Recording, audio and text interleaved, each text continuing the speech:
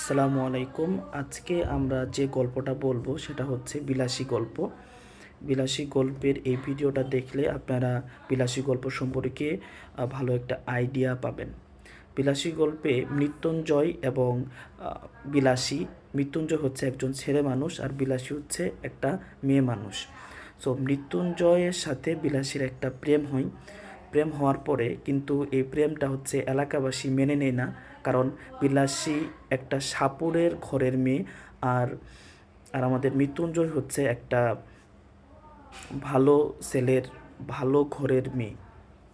সেজন্য এলাকাবাসী মৃত্যুঞ্জয়ের যে পাড়া প্রতিবেশী আছে তারা এই জিনিসটা মেনে নিতে চায় না। কিন্তু মৃত্যুঞ্জয় এগুলার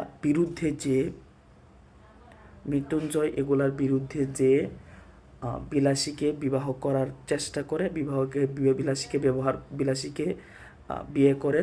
বিয়ে করার পরে মৃত্যুঞ্জয় বিয়ে করার পরে বিলাসীকে যখন বিয়ে করে তখন মৃত্যুঞ্জয়ের যে চাচা সে বলে যে তারা হচ্ছে এলাকার জন্য একটা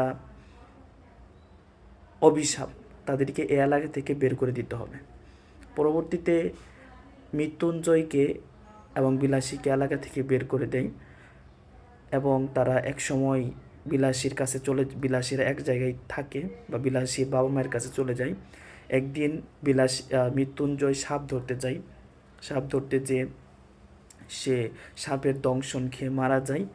তো বিলাসী তারপর আত্মহত্যা করে। এটা হচ্ছে এই গল্পের মেন জিনিস।